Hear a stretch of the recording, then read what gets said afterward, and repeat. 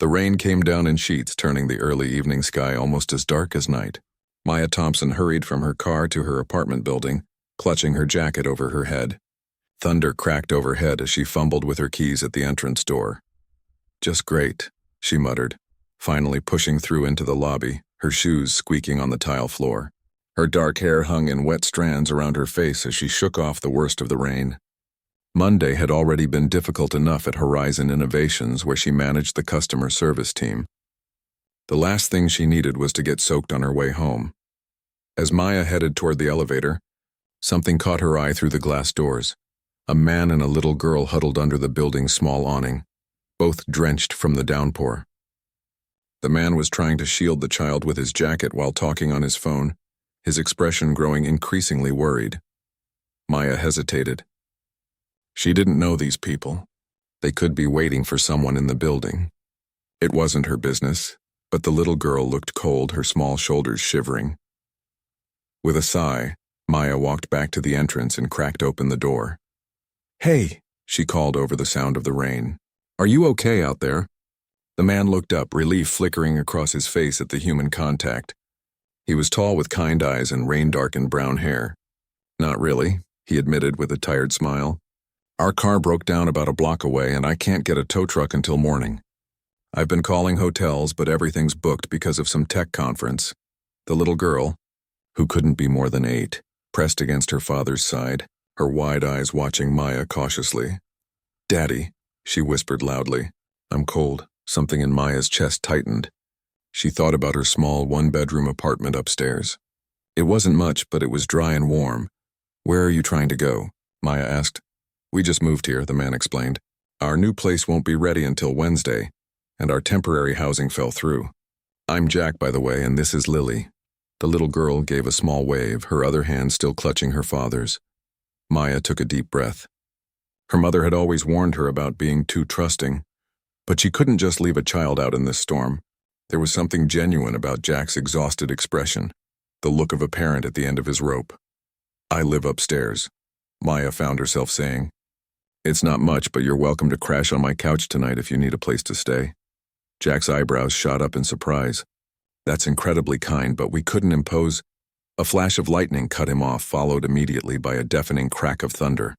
Lily yelped and buried her face against her father's side. "I think that's our answer," Maya said with a gentle smile. "Come on up, at least until the storm passes." Jack hesitated only a moment longer before nodding gratefully. "Thank you. Seriously." They rode the elevator in awkward silence, water dripping onto the floor from their clothes. Maya suddenly became aware of how she must look. Her work clothes rumpled, her makeup probably smudged from the rain. Not that it mattered what these strangers thought of her. "I'm on the 4th floor," Maya explained as they stepped out of the elevator. "Apartment 412. Do you have any pets?" Lily asked suddenly, her voice small but curious. Maya smiled down at her. "No, but I've been thinking about getting a fish." "I like turtles," Lily offered seriously.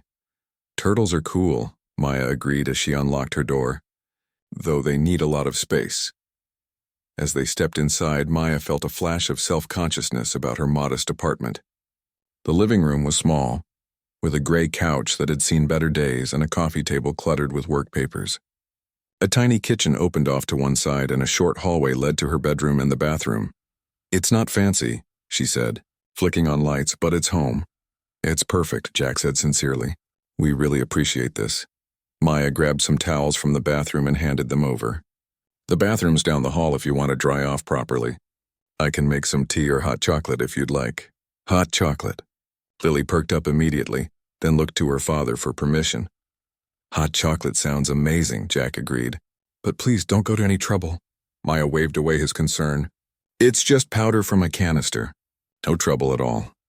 While Jack helped Lily get dried off in the bathroom, Maya busied herself in the kitchen, heating water and finding clean mugs. She realized she had almost nothing in her fridge. She'd been planning to order takeout as usual. What was she going to feed these people? As she rummaged through her cabinets, she found some pasta, jarred sauce, and a can of green beans. Not impressive, but it would have to do. By the time Jack and Lily emerged from the bathroom, Maya had hot chocolate ready and was starting water for pasta. "I thought I'd make some dinner," she explained. "It's nothing special, just pasta, but You don't have to feed us too, Jack protested. You've already done so much, Maya shrugged. I have to eat something anyway. She handed Lily a mug of hot chocolate with mini marshmallows floating on top. The girl's face lit up as she took it carefully in both hands. Thank you, Lily said, blowing gently on the steaming liquid. You're very welcome, Maya replied, surprised by the warmth that spread through her chest at the child's simple gratitude. Jack accepted his mug with equal appreciation. So what do you do, Maya? If you don't mind me asking. Maya stirred the pasta into the boiling water. I work at a company called Horizon Innovations. I manage the customer service team there. Do you like it? He asked. Maya considered the question as she leaned against the counter. No one had asked her that in a while. Parts of it, she answered honestly. I like helping people solve problems, and my team is great. But lately things have been challenging. How so? Jack seemed genuinely interested, sipping his hot chocolate. Well, we're getting a new CEO tomorrow, actually. Everyone's nervous because the company hasn't been doing well. There are rumors of layoffs. Maya surprised herself with her candor. Maybe it was easier talking to a stranger she'd never see again after tonight. That must be stressful, Jack said sympathetically. Maya nodded. The worst part is that we have good people and good products. We just need better leadership and direction. The customer experience could be so much better if someone would just listen to the people on the front lines. She caught herself and laughed self-consciously. Sorry, I didn't mean to dump work problems on you. No, it's interesting, Jack assured her. I work in business myself. These kinds of organizational challenges are familiar. As Maya drained the pasta and mixed in the sauce, Lily wandered over to the small bookshelf in the corner of the living room. You have a lot of books, she observed, running her finger along the spines. I love reading, Maya replied, carrying plates to her small dining table. Do you? Lily nodded enthusiastically. I'm reading chapter books now. I just finished one about a girl who can talk to animals. That sounds amazing, Maya said. I would have loved that when I was your age. Throughout dinner, Maya found herself relaxing more than she had in months. There was something refreshing about talking to new people who knew nothing about her or her daily stresses. Jack was thoughtful and funny, sharing stories about his and Lily's cross-country drive to reach the city. Lily gradually became more talkative, describing her favorite animals and books with 8-year-old enthusiasm. So it's just the two of you? Maya asked carefully, unsure if it was too personal a question. Jack's smile turned sad for a moment. Yes, my wife died 3 years ago. I'm sorry, Maya said quietly. He nodded in acknowledgement. It's been hard, but we're doing okay, aren't we, Lilypad? The girl nodded, though Maya noticed how she leaned into her father's side for a moment, seeking comfort. What about you? Jack asked. Any family nearby? Maya shook her head. My parents live on the other side of the country. I moved here for work 5 years ago. After dinner, Jack insisted on helping with the dishes while Lily took out a homework folder from her backpack. Math, she announced with a dramatic sigh. Maya glanced over at the worksheet. Addition and subtraction? I bet you're good at that. She is, Jack confirmed, drying a plate. But she likes to pretend it's torture. Lily stuck her tongue out at her father, who returned the gesture, making the girl giggle. As the evening wore on, Maya made up the couch with sheets and spare blankets for Jack, and prepared her small home office as a sleeping space for Lily.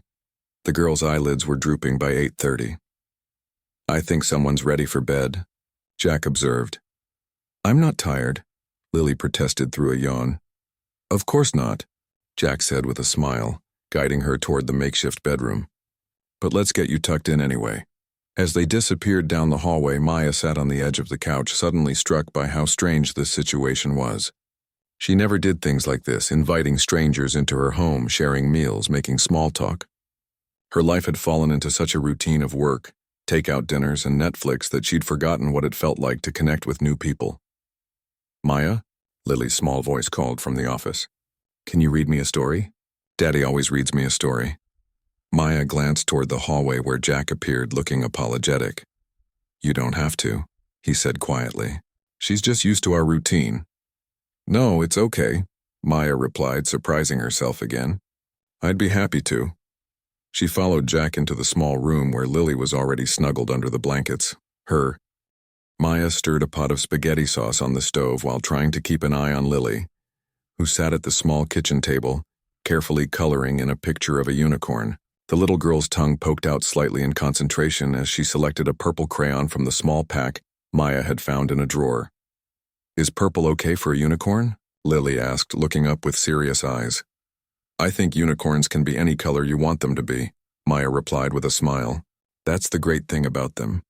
Lily nodded, clearly satisfied with this answer, and returned to her artwork with renewed purpose. The apartment smelled of garlic and tomatoes, a comforting scent that reminded Maya of Sunday dinners at her parents' house when she was growing up. It had been ages since she'd properly cooked. Usually, her evenings consisted of microwaved meals or delivery food eaten while checking work emails.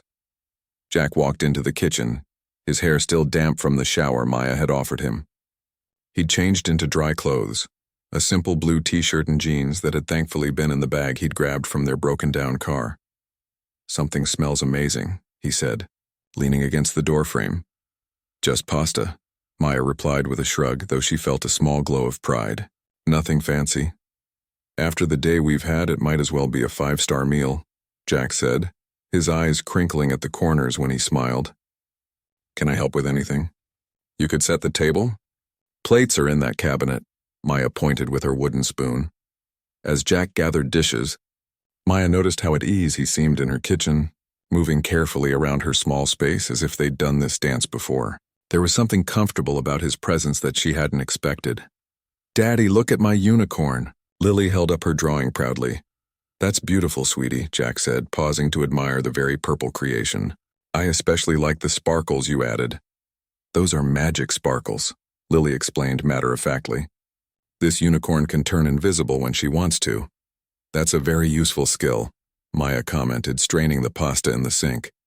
Steam rose around her face as the water drained away.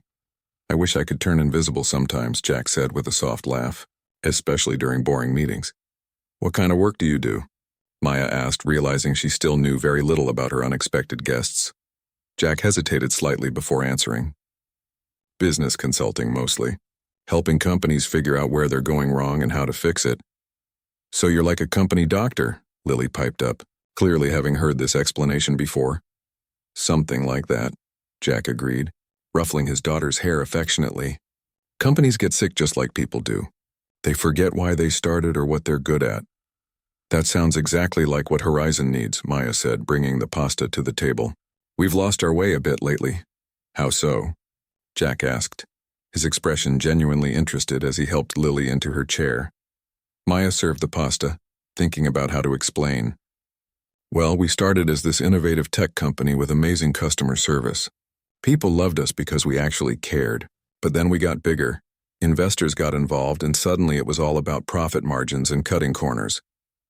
"The classic growing pains." Jack nodded. "Exactly. And now our customers are unhappy. Our employees are frustrated, and nobody seems to know how to turn things around." Maya sat down with her own plate. "Sorry, I don't mean to dump all this on you." "No, it's interesting," Jack assured her. "Sometimes an outside perspective helps. What would you change if you were in charge?" Maya twirled pasta around her fork, considering the question. No one at work had ever asked for her opinion like this. "I'd reconnect with our customers, for starters. Actually listen to what they need instead of just pushing products at them. And I'd take better care of our employees, the people who actually talk to those customers every day." Jack nodded thoughtfully. "People-first approach. Makes sense. It's basic, really," Maya continued, warming to the subject. "Happy employees create happy customers. Happy customers spend more money and tell their friends. But our management acts like that's some radical concept." "Adults make things complicated," Lily observed sagely, sauce smudged on her chin. Both Maya and Jack laughed at the unexpected wisdom. "Out of the mouths of babes," Jack said, gently wiping his daughter's face with a napkin. "She's right, though. Business isn't that different from kindergarten sometimes. Be kind. Share your toys. Listen when others speak." "If only our executives would figure that out." Maya sighed. Dinner conversation flowed easily after that, shifting to lighter topics. Maya found herself laughing more than she had in months as Jack shared stories about their cross-country move adventures. "So there we were, stranded at this tiny gas station in the middle of nowhere," Jack was saying, his hands gesturing animatedly. And Lily announces to everyone in the store that she needs to use the potty. Daddy! Lily protested, her cheeks turning pink. That's embarrassing. Sorry, sweetie. Jack backtracked with a wink at Maya. Let's just say we made quite an impression on the local farmers. After dinner, Jack insisted on doing the dishes while Maya helped Lily with her homework. They sat together on the couch, Maya surprised by how patient she felt explaining basic math problems. So if you have 8 apples and give 3 away, how many do you have left? She asked. Lily counted carefully on her fingers. 5, that's right. You're really good at this. The little girl beamed at the praise. Math is okay. Reading is more fun, though. I agree, Maya said. What's your favorite book? As Lily launched into an enthusiastic description of a series about magical animals, Maya glanced over at Jack in the kitchen. He was watching them with a soft expression that made something warm unfurl in her chest.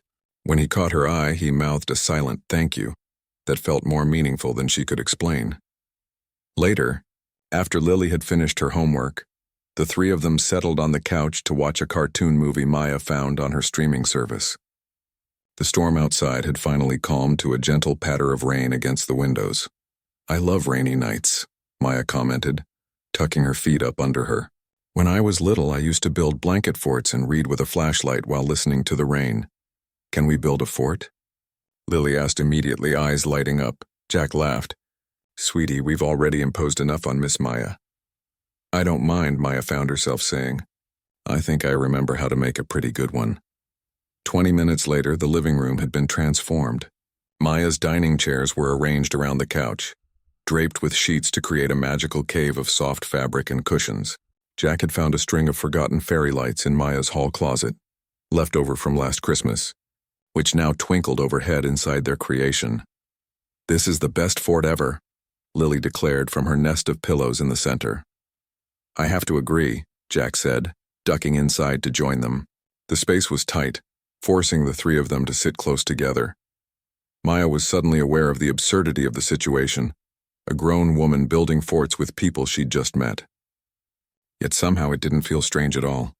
It felt right. As they settled in to continue the movie on Maya's laptop, Lily wiggled between them, her small body radiating warmth and contentment. My mom used to make forts too, the little girl said softly after a while.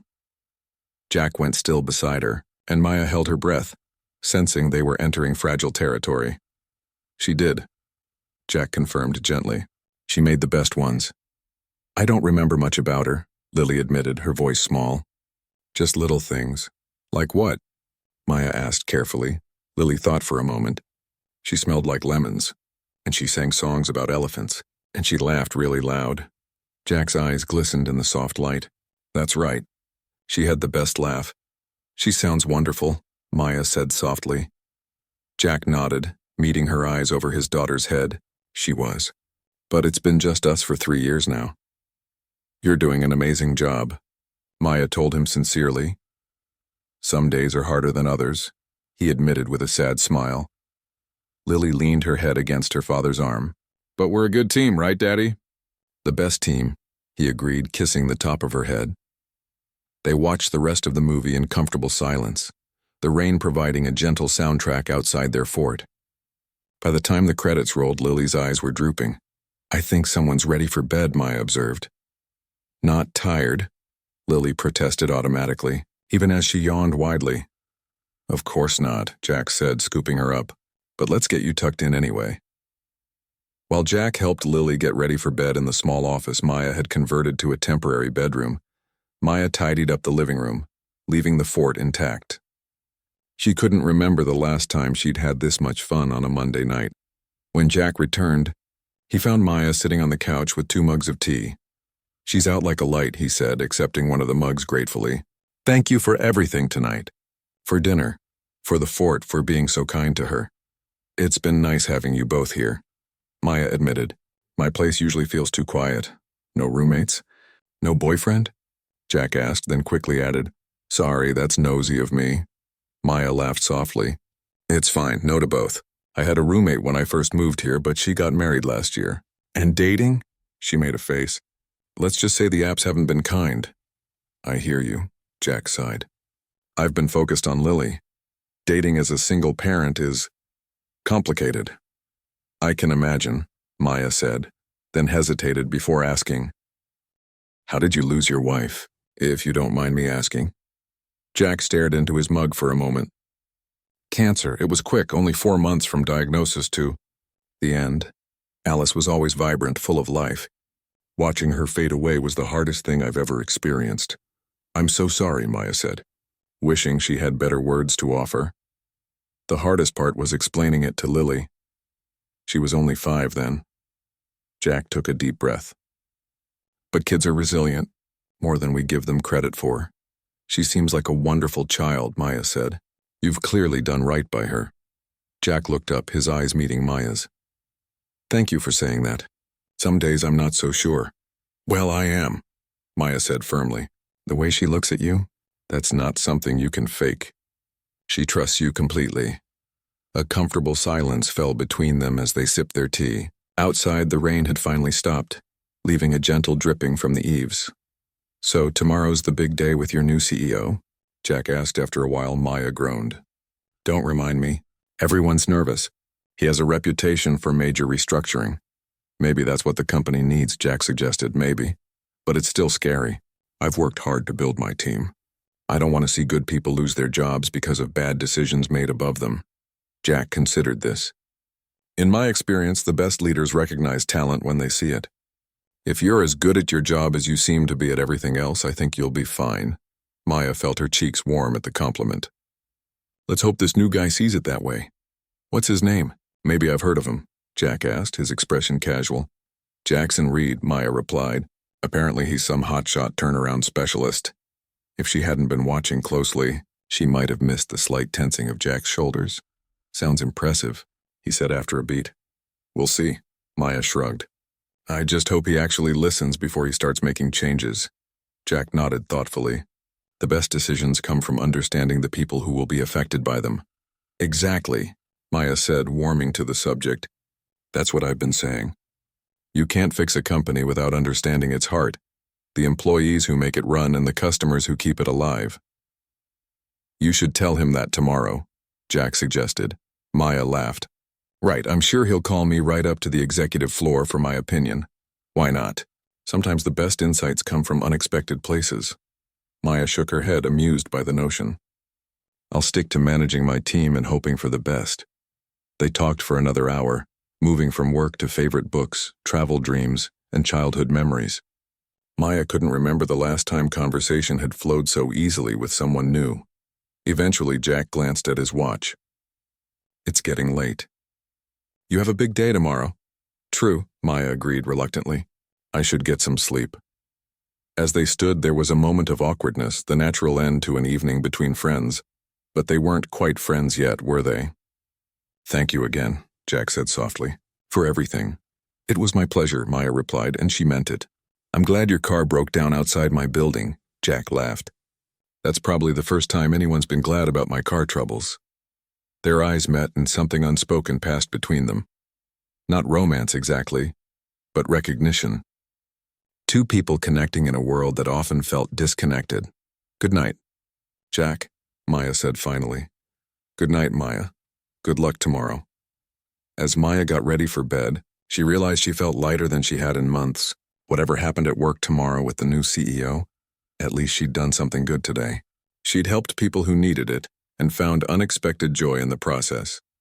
She fell asleep thinking about the fort still standing in her living room, the twinkling lights casting a soft glow through her apartment. Something had shifted tonight. Though she couldn't quite name it yet, neither of them could have known how significantly their lives would intertwine after this simple night of kindness. Sometimes the biggest changes begin in the smallest moments. A broken-down car, a rainy night, and an open door. Maya's alarm blared at 6 in the morning, jerking her from a deep sleep. She fumbled for her phone, momentarily disoriented until the events of the previous evening came flooding back. The storm, the stranded father and daughter, the fort still standing in her living room.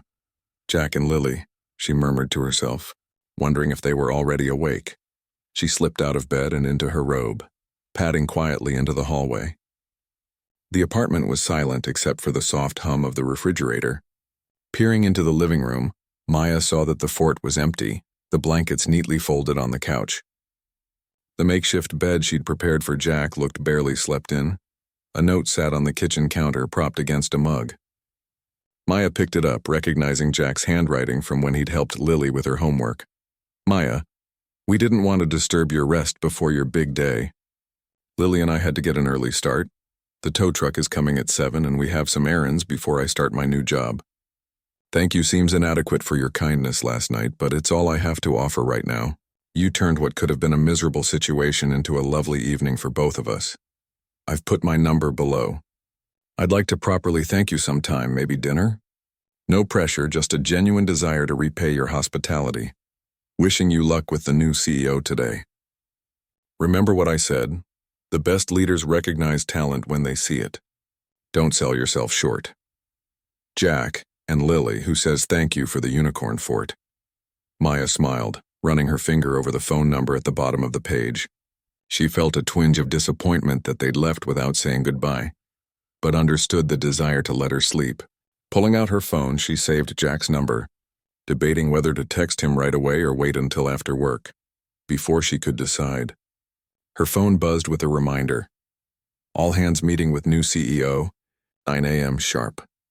The pleasant bubble of the morning popped as reality reasserted itself. Today was a big day at Horizon and she needed to focus. Maya rushed through her morning routine, choosing her most professional outfit, a navy blue pantsuit that made her feel confident and capable. As she applied her makeup, she found herself thinking about Jack's encouraging words the night before.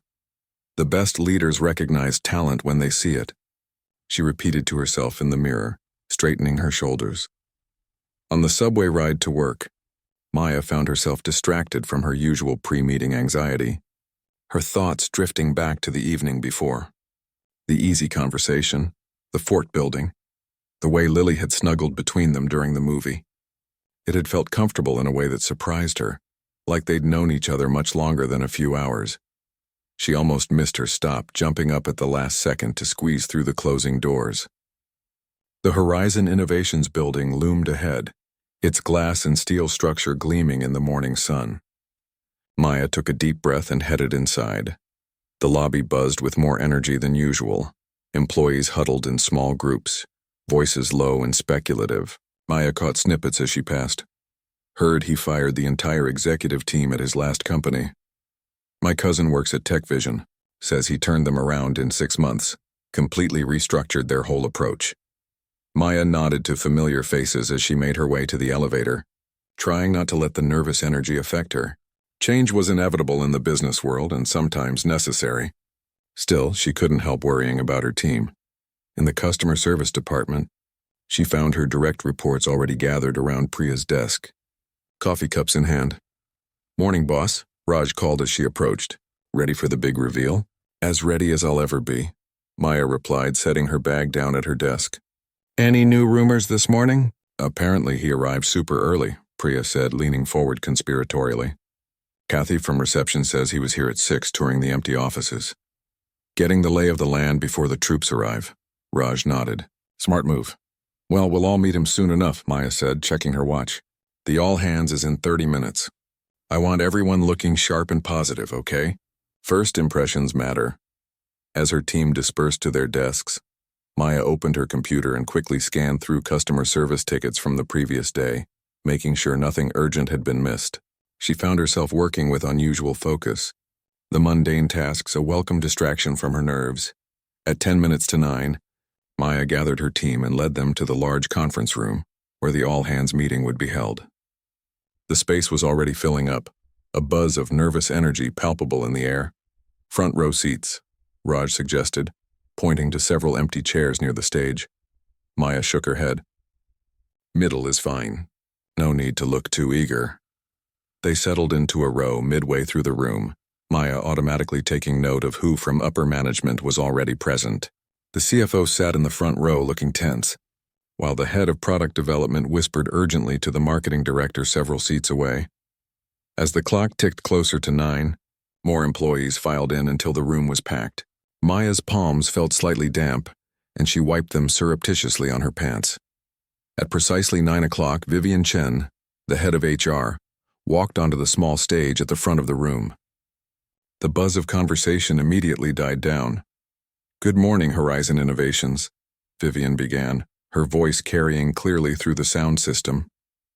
"Thank you all for gathering today for this important announcement. As you know, the board has been searching for new leadership to guide our company through its next phase of growth and development." Maya listened attentively as Vivian detailed the search process and the board's vision for Horizon's future. It was the standard corporate talk she'd heard many times before, but she found her thoughts drifting to Jack and his insights about business leadership.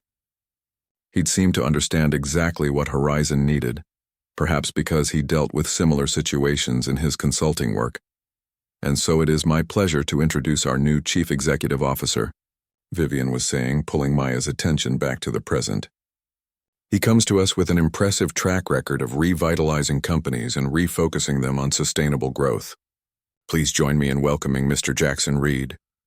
The room erupted in applause as a man walked confidently onto the stage. Maya's hands froze mid-clap, her breath catching in her throat. It was Jack. Not just someone who looked like Jack. It was him. The same kind eyes, the same smile, the same tall frame that had moved so comfortably through her small kitchen the night before. Only now he wore an impeccably tailored suit instead of the casual clothes he'd changed into after the rain. Maya felt the blood drain from her face. Jackson Reed was shaking Vivian's hand and turning to face the room, his expression composed and professional. "It can't be," she whispered. Beside her, Priya leaned over. "You okay? You look like you've seen a ghost." Maya couldn't respond, her eyes fixed on the man who'd slept on her couch less than 12 hours ago. The man who now held the fate of her career of everyone in this room in his hands. "Thank you." "Vivian, and good morning, everyone," Jackson began, his voice exactly the same as when he'd thanked her for the hot chocolate. "I'm honored to join the Horizon team and excited about the journey ahead of us." Maya listened in a daze as he outlined his initial observations about the company and his approach to leadership. Much of what he said echoed their dinner conversation, though now framed in more formal business language. "At its core, business is about people," he was saying. "The people who work here, the people we serve as customers, and the communities we impact. When we lose sight of that human element, we lose our way." Maya couldn't believe what she was hearing. He was quoting almost verbatim from their conversation about what was wrong with Horizon. "In the coming weeks, I'll be meeting with each department to better understand your challenges and perspectives before making any significant changes. I believe the best insights often come from the people closest to our customers and our day-to-day operations." His eyes scanned the room as he spoke, and for a heart-stopping moment they seemed to land on Maya. She couldn't tell if he recognized her from this distance, sitting among hundreds of employees, but she instinctively sank lower in her chair.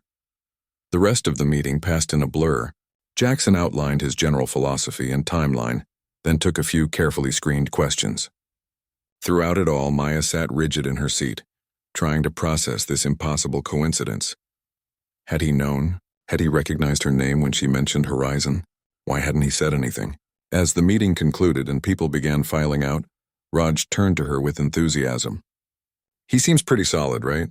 All that talk about listening before changing things, that's promising." "Yeah," Maya managed, gathering her things. "Promising. You sure you're okay?" Priya asked, concern evident in her voice. "You've been weird since he walked in." "Just surprised," Maya said, which wasn't exactly a lie. "I think I need some air. Can you handle the team check-in this morning?" "Of course," Priya agreed readily. "Take whatever time you need." Maya nodded gratefully and slipped away from her team, avoiding the main exits where crowds were forming. She needed space to think, to breathe, to make sense of this revelation. She found herself in a quiet corridor that led to a small outdoor patio where employees sometimes ate lunch. It was empty now, the morning air still cool. Maya sank onto a bench, her mind racing. The new CEO of her company had spent the night on her couch. She'd made him pasta. They'd built a fort in her living room. She'd revealed her frustrations about the company's leadership to the new leader himself. "This is a nightmare," she muttered, dropping her head into her hands. "I wouldn't go that far," a familiar voice said. Maya's head snapped up. Jackson Reed, Jack, stood in the doorway, his expression a mixture of amusement and concern. "May I join you?" he asked, gesturing to the bench.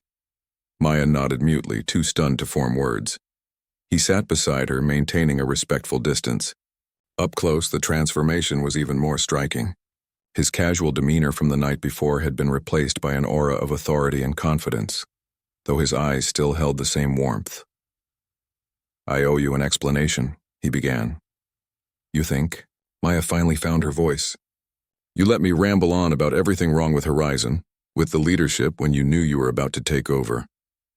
In my defense, I didn't plan for my car to break down or to end up at your apartment," Jackson said.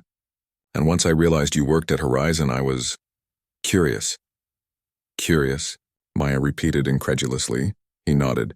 "In my experience, the official briefings and reports never tell the whole story.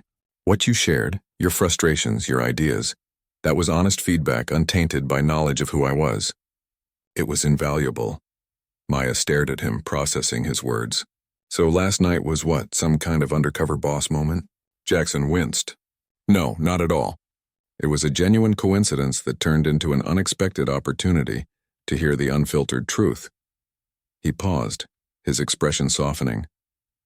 "And to meet someone who would take in strangers on a rainy night out of pure kindness." Maya felt her face warm at the compliment, but she wasn't ready to let go of her indignation. "And Lily, was that part of your cover too?" "Lily is very much my daughter," Jackson said firmly, "and everything I told you about our situation was true. We really did just move here. Our new place really isn't ready until Wednesday. The only detail I omitted was my full name and the specific company I was joining." Maya studied his face, looking for signs of deception. Finding none, she sighed heavily. "This is so weird. I agree," he said with a small smile. "But if it helps, I meant what I said in my note this morning. I'd like to thank you properly for your hospitality, as Jackson Reed, not just as Jack." "I'm not sure having dinner with the CEO is a great idea," Maya pointed out. "People will talk." "Fair point," he conceded. "Though I hope we can at least maintain a friendly professional relationship. Your insights about the customer experience were spot on." Maya felt a flicker of pride despite her confusion. "You really think so?" "I do," Jackson nodded. "In fact, I'd like to hear more about your ideas for improving the connection between customer service and product development. Perhaps in a proper meeting setting," he added with a wry smile. Maya couldn't help but laugh at the absurdity of the situation. "So instead of drinks, I get a meeting request?" "With the CEO, no less," Jackson replied, his eyes twinkling. "Most people would consider that a win." "Most people didn't see their CEO in pajama pants building a blanket fort," Maya countered. Jackson laughed, the sound startlingly familiar after the formality of the all-hands meeting. "Touché." He glanced at his watch. "I should get back. I have a meeting with the executive team in 10 minutes. He stood, then hesitated, looking down at her. "For what it's worth, Maya, last night was the most normal I've felt in a long time. Just a dad trying to take care of his daughter, not a CEO with the weight of a company on his shoulders." Maya nodded slowly, seeing the sincerity in his expression. "Lily's lucky to have you." "Thank you." He straightened his tie, the professional mask sliding back into place. "I'll have my assistant set up that meeting. And Maya, yes, your job is safe. In fact, after what I've seen and heard, I think you're exactly the kind of leader this company needs more of." With that, he turned and walked back into the building, leaving Maya alone on the bench. Her mind still reeling from the morning's revelation. She sat there for several minutes, letting the reality of the situation sink in. Her new CEO had seen her in old sweatpants. He'd eaten her mediocre pasta. He knew about her collection of romance novels that she'd unsuccessfully tried to hide when he borrowed her shower. And yet, strangely, none of that seemed to matter. If anything, he'd seemed impressed by her insights about the company and by her kindness to him and Lily. Maybe, just maybe, this bizarre coincidence wasn't the disaster she'd initially thought. Maya finally stood, smoothing her suit and taking a deep breath. Whatever happened next, she would face it with the same authenticity she'd unknowingly shown Jackson Reed on that rainy night. After all, it seemed to have made quite an impression on the new CEO. As she walked back toward her department, Maya felt a strange mix of anxiety and excitement. The future suddenly seemed full of unexpected possibilities, all because she'd opened her door to strangers on a stormy evening. Life had a funny way of connecting the dots, even when you couldn't see the pattern until afterward. And this particular connection, unusual as it was, might just be the beginning of something remarkable. Maya hurried down the hallway toward the customer service department, her mind still spinning from the encounter with Jackson. People nodded to her as she passed, but she barely noticed, focused on maintaining her composure until she reached the privacy of her office. Once inside, she closed the door and leaned against it, taking deep breaths to steady herself. The situation was surreal. The man she'd made spaghetti for last night was now her boss. Not just her boss, but everyone's boss. Her phone buzzed with a text message. Unknown number. I meant what I said. Your job is safe. And I truly value what you shared last night. Jeremiah stared at the message, unsure how to respond. How was she supposed to act now? Professional? Friendly? Pretend nothing had happened? Before she could decide, a knock sounded at her door. She quickly pocketed her phone and called. Come in. Raj poked his head in, his expression curious. Team's wondering where you disappeared to after the meeting. Everything okay? Fine, Maya said, forcing a smile. Just needed some air. What did you think of our new CEO? Raj stepped fully into her office, closing the door behind him. Seems solid. All that talk about people-first approach and listening to employees, if he actually follows through, could be exactly what we need around here. Yeah, Maya agreed, trying to sound casual. Let's hope he means it. Oh, and Vivian from HR stopped by. Said Reed wants to meet with all department heads this week. You're scheduled for tomorrow at 2. Raj's eyes sparkled with excitement. First one on his list, apparently. Maya felt her heart skip. Tomorrow? That's soon. It's a good sign, Raj insisted. He's prioritizing customer service. About time someone at the top did. After Raj left, Maya sank into her chair, trying to focus on her work. But her thoughts kept drifting to the meeting tomorrow. What would it be like, sitting across a desk from Jackson Reed, pretending they were meeting for the first time professionally? Would he expect her to keep up the charade? Would he mention their dinner conversation? Throughout the day, Maya caught snippets of conversations about the new CEO. Everyone seemed cautiously optimistic, impressed by his reputation and his message at the all-hands meeting. Nobody knew what she knew, that behind the polished exterior was a man who'd built blanket forts with his daughter and talked openly about the pain of losing his wife. By late afternoon, an email appeared in her inbox. To Maya Thompson, from Executive Office. Subject: meeting with CEO Jackson Reed.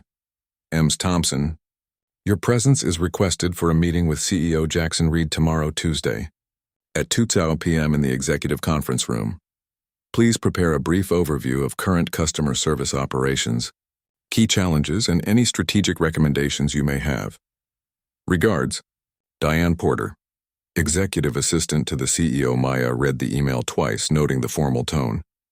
No hint that they'd already met. No personal touch. Just business as usual. Playing it safe, she murmured to herself.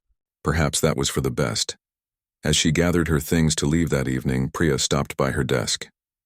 A bunch of us are grabbing drinks to discuss the new boss, she said. Want to join? Everyone's dying to hear your take. Maya hesitated. The last thing she wanted was to be put on the spot about Jackson Reed. Thanks, but I should prepare for that meeting tomorrow. Ah, right. The chosen one? Priya teased. Text if you change your mind. On the subway home, Maya mentally rehearsed what she would say in tomorrow's meeting. She had plenty of ideas for improving customer service, ideas she'd already shared unknowingly with Jackson over pasta. Would he expect her to repeat them?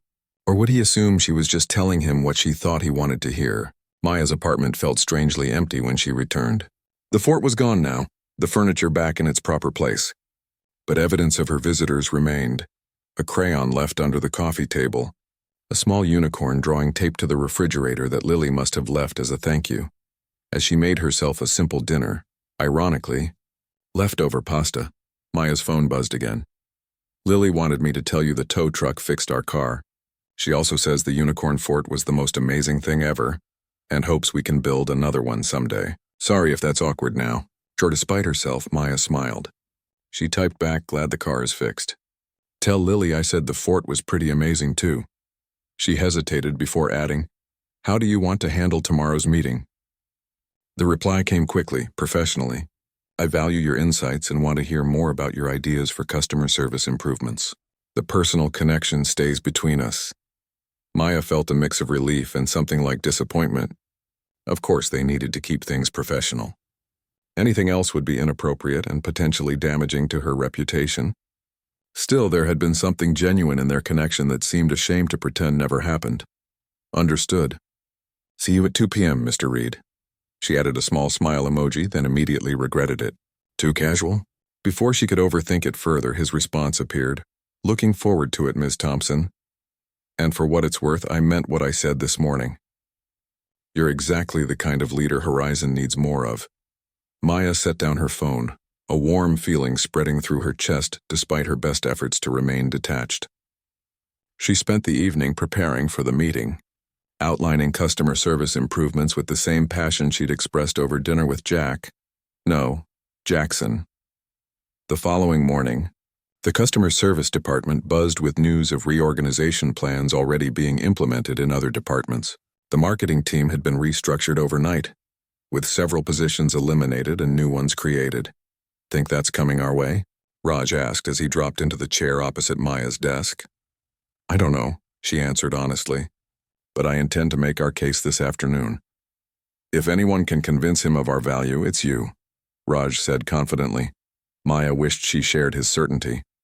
Despite Jackson's assurances, she knew business decisions often overrode personal feelings. By 1:45, her stomach was in knots as she rode the elevator to the executive floor, a place she rarely visited. The receptionist directed her to a sleek waiting area outside the conference room. Mr. Reed is finishing a call, she explained. He'll be with you shortly. Maya nodded, clutching her tablet with her presentation notes. She'd dressed especially professionally today in a charcoal gray suit with a blue blouse, her hair pulled back in a neat bun, armor of sorts. At precisely 2, the conference room door opened and Jackson Reed stepped out. In his tailored suit and tie, he looked every inch the powerful CEO, a far cry from the rain-soaked father she'd first met. Ms. Thompson, he said formally, extending his hand. Thank you for coming. Please come in. His handshake was firm and brief, his expression pleasantly neutral. If she hadn't known better, she would never have guessed they'd spent an evening building forts and sharing personal stories.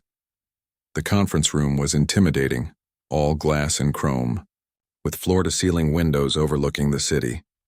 Jackson gestured for her to take a seat at the large table. I've been reviewing the customer service department's metrics, he began without preamble. There are some concerning trends in resolution times and satisfaction scores over the past 2 quarters. Maya blinked, thrown by the direct criticism. Yes, that's true.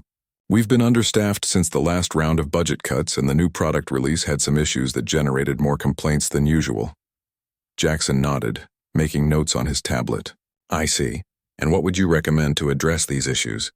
For the next hour, Maya outlined her vision for improving the customer experience, from increased staffing to better integration with the product development team.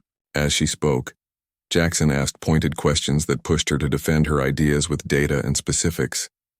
There was no hint of familiarity in his manner, no acknowledgement of their previous conversation on these very topics. It was as if they were truly meeting for the first time. You mentioned improved communication between departments, Jackson said, referring to his notes. How specifically would you implement that? Maya leaned forward, warming to the subject. Cross-functional teams. We should have customer service representatives embedded with product development from the earliest stages. They understand customer pain points better than anyone. That would require significant restructuring, Jackson pointed out. Yes, but the payoff would be worth it, Maya insisted. Products that actually address customer needs. Fewer complaints after release. Higher satisfaction scores. As she spoke, Maya thought she caught a flicker of the Jack she'd met, an approving gleam in his eyes, a slight nod of agreement. But it vanished so quickly she might have imagined it. One final question, Jackson said as the meeting wound down. If you were in my position, what would be your first priority for Horizon Innovations? Maya considered carefully before answering. Reconnection, she said finally. Reconnecting employees with the company's original mission. Reconnecting departments that have become siloed. Reconnecting with customers we've lost touch with. The technical problems can be fixed, but without that human connection, we're just another faceless corporation. Jackson studied her for a long moment, his expression unreadable. Then he closed his tablet and stood. "Thank you for your time and insights, Ms. Thompson. They're valuable to me as I chart the path forward." Maya rose as well, unsure if she'd made an impression or not. "Thank you for the opportunity." At the door, Jackson paused. "Oh, and Ms. Thompson? I'd like you to join the Strategic Planning Committee. Our first meeting is Thursday morning." Maya's eyes widened in surprise. The Strategic Planning Committee was typically reserved for senior management. "I thank you, sir. I'd be honored," he nodded curtly. "Your perspective will be useful. That's all." As Maya walked back to the elevator, she felt a strange mix of emotions. The meeting had gone well, professionally speaking. She'd been invited to join an influential committee. Yet the formality between them had been jarring after the easy conversation they'd shared over dinner. Back in her department, her team looked up expectantly as she returned. "So, how was the new boss?" Priya asked. "Professional," Maya answered carefully. "Direct, focused on results. And, are we all getting fired?" Raj asked, only half joking. Maya shook her head. "No, in fact, he wants customer service to have more influence in product decisions. He's invited me to join the Strategic Planning Committee." Her team erupted in cheers and congratulations. As Maya accepted their praise, her phone buzzed in her pocket. She checked it discreetly. "You were impressive today. Your passion for improving the customer experience came through clearly. Thank you for not mentioning our previous meeting." Maya slipped the phone back into her pocket without responding. The dual nature of their relationship was becoming increasingly complicated. On one hand, she was flattered by his professional recognition. On the other, the pretense of being strangers felt dishonest somehow. That evening, as Maya worked late finalizing a report, a knock sounded at her office door. She looked up to find Jackson standing there, his tie loosened, jacket draped over his arm. "Mr. Reed," she said, startled. "I didn't realize you were still here." "Most people have gone home," he replied, stepping inside and closing the door. "I saw your light on and thought we might speak more informally." Maya set down her pen, suddenly aware of how alone they were on the nearly empty floor. "About today's meeting," Jackson continued, his tone softening. "I want you to know that my professional interest in your ideas has nothing to do with the other night." "I understand," Maya said carefully. "Do you?" He ran a hand through his hair, a gesture that reminded her forcefully of Jack rather than the polished CEO. "Because it's important to me that you know I value your contributions based on merit, not because you were kind to my daughter." Maya nodded slowly. "I appreciate that," Jackson sighed, leaning against the wall. "This situation is unusual, to say the least." "That's one word for it," Maya agreed, allowing a small smile. "I meant what I said about the Strategic Planning Committee," he continued. "Your customer-focused perspective is exactly what Horizon needs. But I'm aware that some might question your sudden inclusion if they knew about our prior meeting." "Which is why we're keeping it between us," Maya finished for him. "Exactly." Jackson straightened, his CEO persona sliding back into place. "I just wanted to clear the air. The reorganization plans will be announced tomorrow, and I didn't want you to think any decisions regarding your department were personally motivated, either positively or negatively." Maya felt a chill at his words. "Reorganization? But you said my job was safe." "It is," he assured her quickly. "But there will be changes across all departments, including customer service.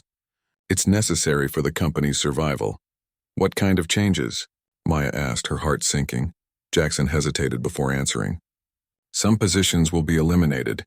Others will be created or redefined. The details will be in tomorrow's announcement."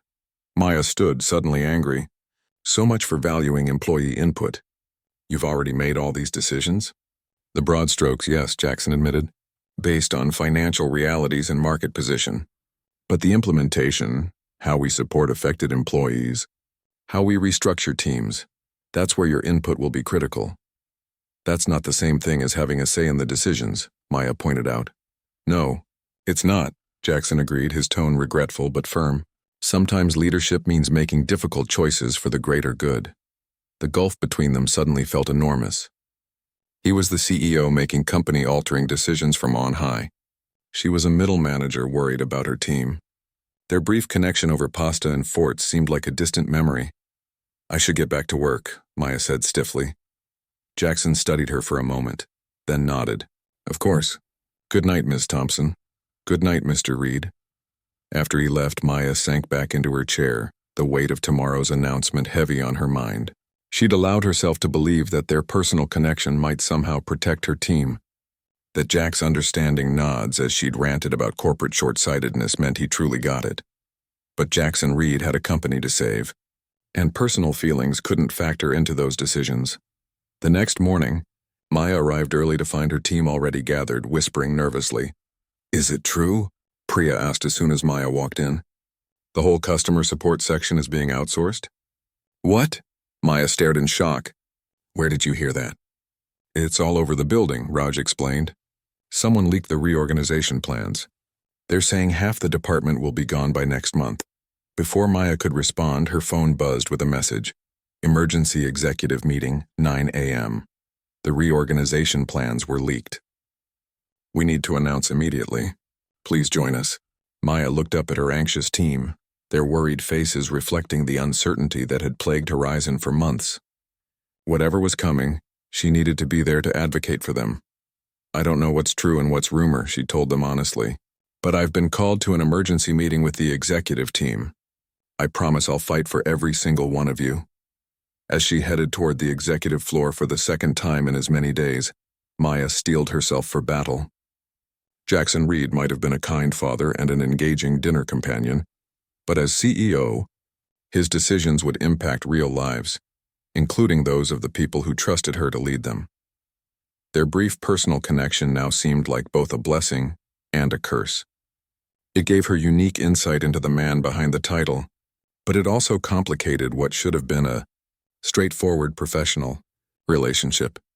What Maya didn't yet realize was that her late-night conversation with Jack about putting people first had influenced Jackson's approach to the reorganization more than she knew, and that the coming changes, while painful, would ultimately reflect a vision they both shared for a more human-centered company. But standing in the elevator riding up to confront the CEO who'd once built forts in her living room, all Maya knew was that she needed to fight for her team. Personal complications be damned. 3 months had passed since the reorganization announcement, and Horizon Innovations was nearly unrecognizable, in the best possible way. Maya stood at the window of her new office, a corner space on the 23rd floor with views of the city skyline. The morning sunlight glinted off neighboring buildings as employees streamed into Horizon's headquarters below.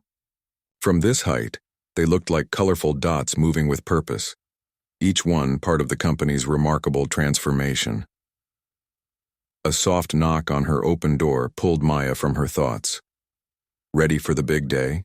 Raj asked, leaning against the doorframe. His new title, Senior Customer Experience Analyst, was emblazoned on the badge hanging from his lanyard. Maya took a deep breath. "As ready as I'll ever be." Today marked the official launch of Horizon's Customer Experience Division, the department Maya now headed as Chief Experience Officer. It had been a whirlwind journey from that tense executive meeting 3 months ago to today's celebration. The reorganization had indeed eliminated positions as rumored, but not in the way anyone expected. Instead of outsourcing customer support, Jackson Reed had eliminated redundant middle management layers and redirected resources to frontline employees. The savings funded the creation of Maya's new division, which brought together customer service, product testing, and user research under one umbrella. "The cars are ready downstairs," Raj continued. "First stop is the community center for the tech literacy workshop, then to the Riverside Senior Home for the tablet training session." Maya nodded, gathering her presentation materials. Launch day wasn't being celebrated with champagne and speeches in the boardroom. Instead, her team was spending it in the community, helping people learn to use technology. A fitting embodiment of the company's renewed focus on human connection. "Has anyone heard from Reed today?" Maya asked casually, adjusting her blazer in the reflection of her computer screen.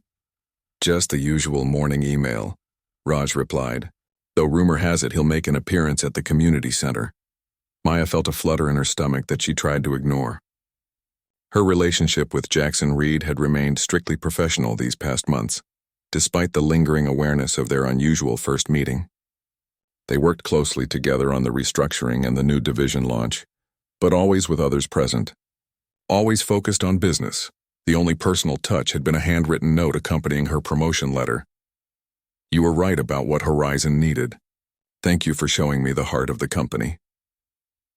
As Maya and her team exited the building and climbed into the waiting cars, she found herself reflecting on the journey that had brought them here. The executive meeting that day had been tense, with department heads furious about the leaked reorganization plans. Jackson had remained calm in the face of their anger, acknowledging the fear and uncertainty while firmly outlining his vision for Horizon's future. The leak conta. "Ind partial information," he'd explained.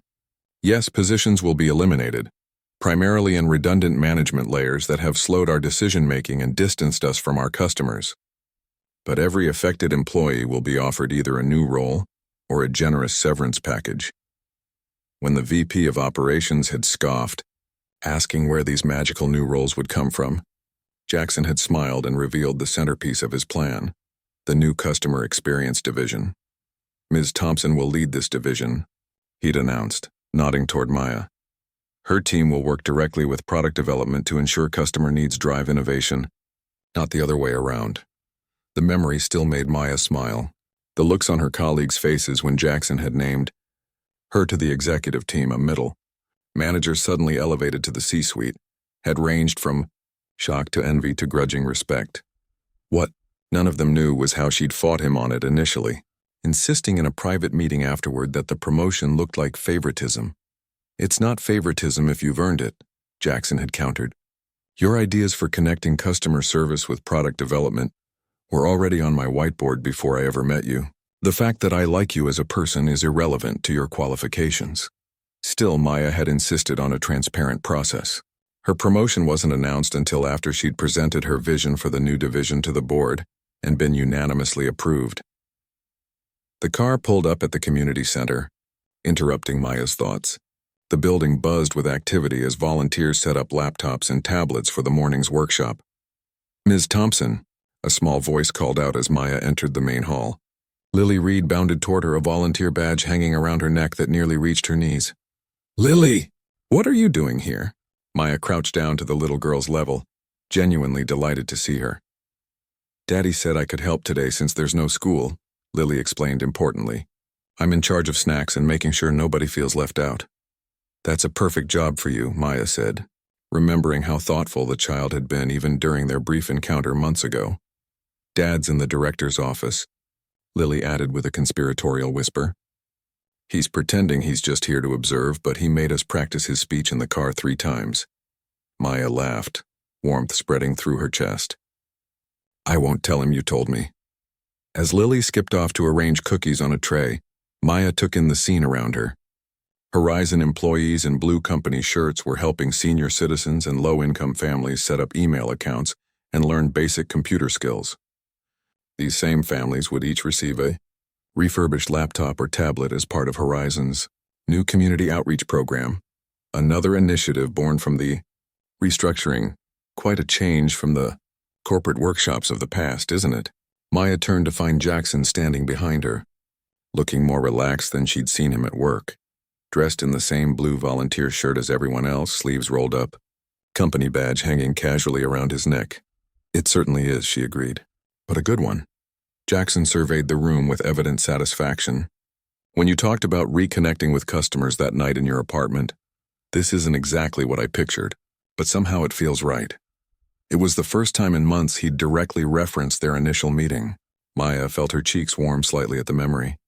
"The seniors especially appreciate the in-person help," she said, steering the conversation back to safer ground. "The feedback from the pilot sessions has been overwhelmingly positive," Jackson nodded. "That's what business should be about, making actual human connections, not just selling products," says the ruthless turnaround specialist.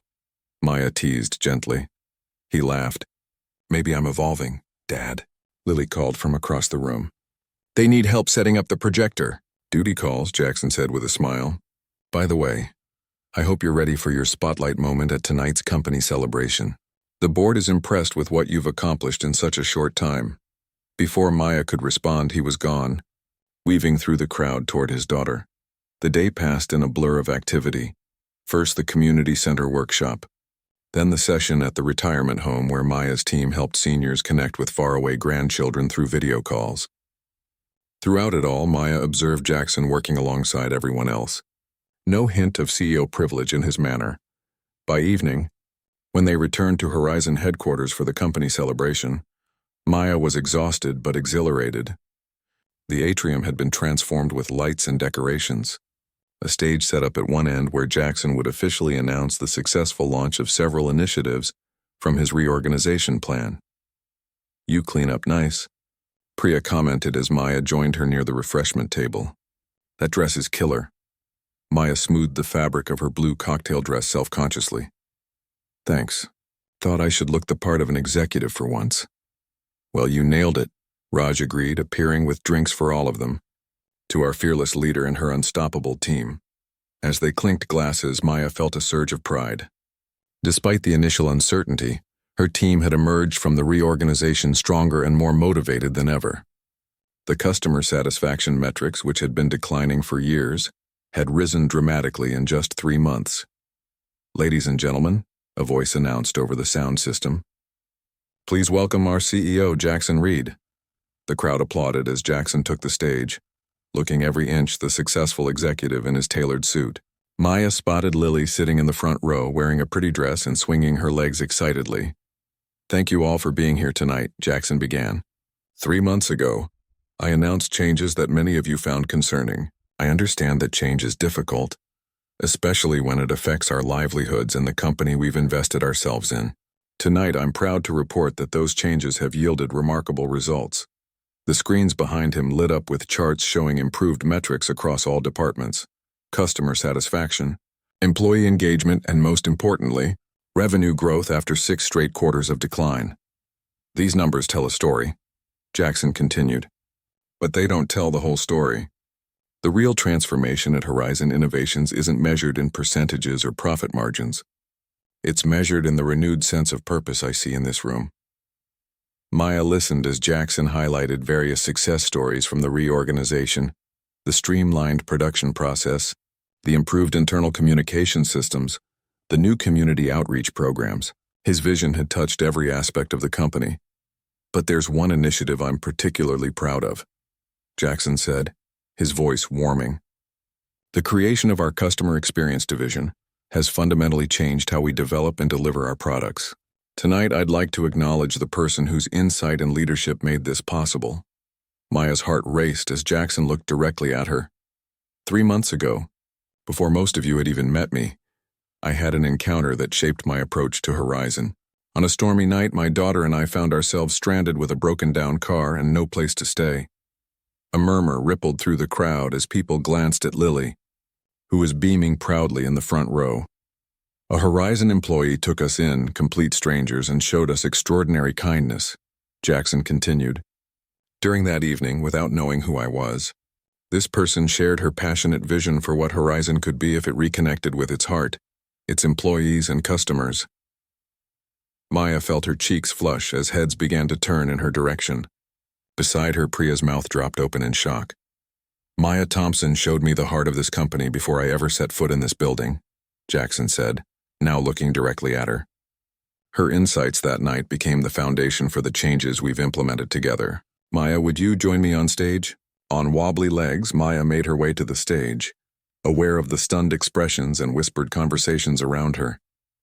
As she reached Jackson, he extended his hand formally, but his eyes held the warmth she remembered from that night in her apartment. "The board has unanimously approved the Customer Experience Division as a permanent pillar of Horizon's structure," Jackson announced as Maya stood beside him. "And Maya Thompson as its chief officer and newest member of our executive leadership team." The applause was thunderous. Maya spotted her team cheering wildly, though Priya still looked like she couldn't believe what she was hearing. "Would you like to say a few words?" Jackson asked, stepping back from the microphone. Maya hadn't prepared anything, but as she looked out at her colleagues, people she'd worked alongside for years, the words came naturally. "When I joined Horizon 7 years ago, what struck me most was the sense of purpose we all shared. Somewhere along the way, we lost sight of that purpose, of the people we serve and the difference we make in their lives. Today at the community center and the retirement home, I saw that purpose rekindled, She glanced at Jackson before continuing. Great leadership isn't about fancy titles or corner offices. It's about seeing potential where others see problems. About listening to voices that might otherwise go unheard. I'm grateful to be part of a company that values those voices again. As Maya stepped back, Jackson returned to the microphone. Please enjoy the rest of the evening. You've all earned this celebration. The formal portion of the event concluded. Music began to play as employees mingled and congratulated Maya. She found herself surrounded by colleagues, eager to hear the full story of how she'd met the CEO before his first day. So that's why you looked like you'd seen a ghost at the all-hands meeting. Raj laughed when she explained. I thought you were going to pass out. You let the CEO sleep on your couch and didn't tell us? Priya demanded, still processing the revelation. That's the kind of detail friends share, Maya. I was sworn to secrecy. Maya defended herself, though she was laughing too. Besides, would you have believed me? As the crowd around her thinned, Maya felt a tug on her dress and looked down to find Lily standing there. My dad says to ask if you want to come say hi, the little girl said, pointing across the room where Jackson stood talking with board members. He said it's okay if you're too busy with your friends.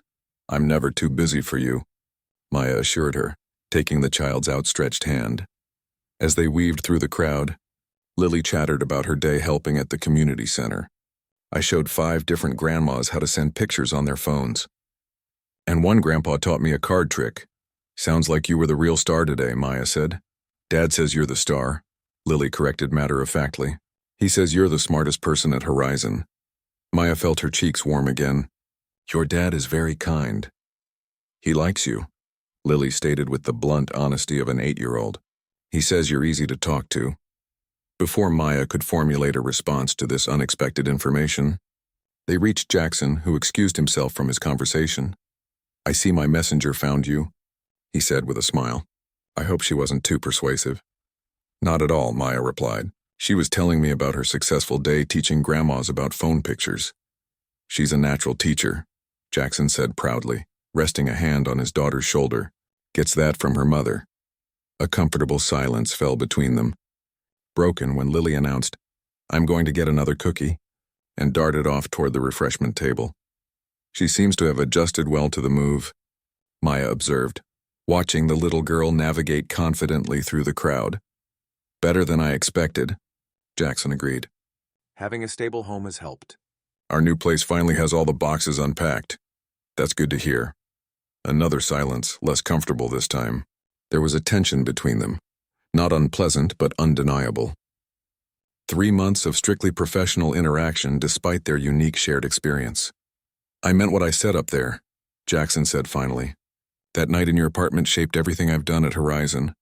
I'm glad, Maya replied sincerely, though I still can't believe the coincidence of it all.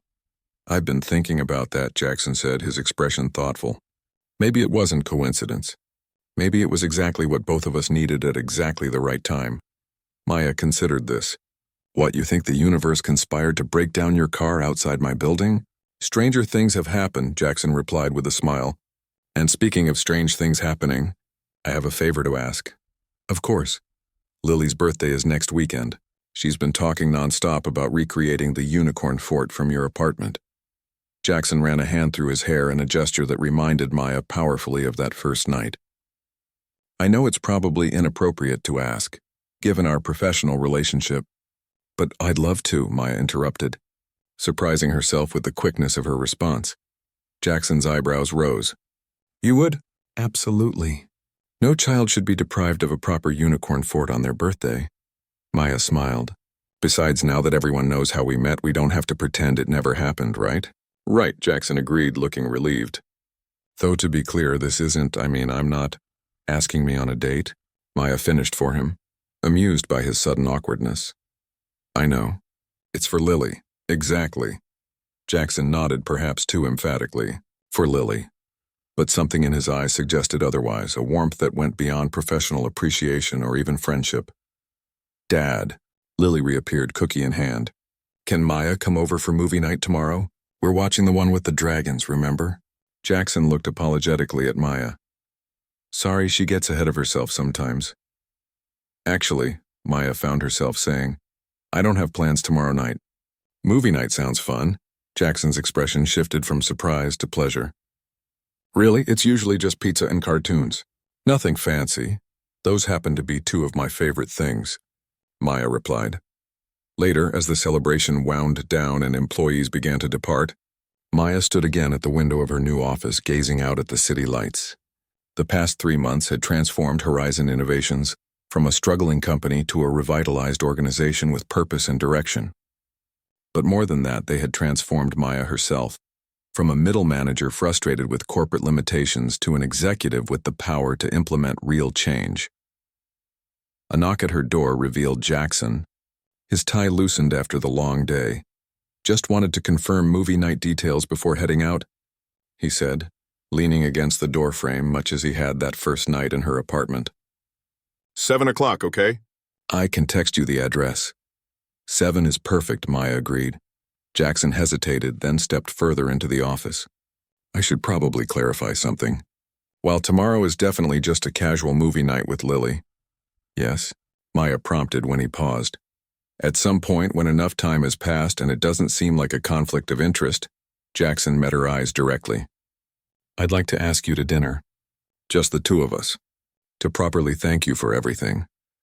Maya felt a flutter in her stomach that had nothing to do with professional achievement. "I think I'd like that," she replied softly. "When the time is right." Jackson smiled, relief and something more in his expression. "Good, that's good." As he turned to leave, Maya called after him. "Jackson?" He paused at the door. "Yes?" "Sometimes the most meaningful connections come from simple acts of kindness," she said, echoing the thought she'd had that first night. "When we're least expecting them." His smile deepened, reaching his eyes and creating the crinkles at the corners that she'd found so appealing from the start. Couldn't have said it better myself. After he left, Maya gathered her things, reflecting on the improbable journey that had led her here. From opening her door to strangers on a stormy night, to opening herself to new professional challenges and personal possibilities. The company had been transformed. Yes, but so had she. And as Maya switched off the light in her executive office and headed home, she found herself looking forward not just to movie night with unicorn forts and pizza, but to all the unexpected connections yet to come.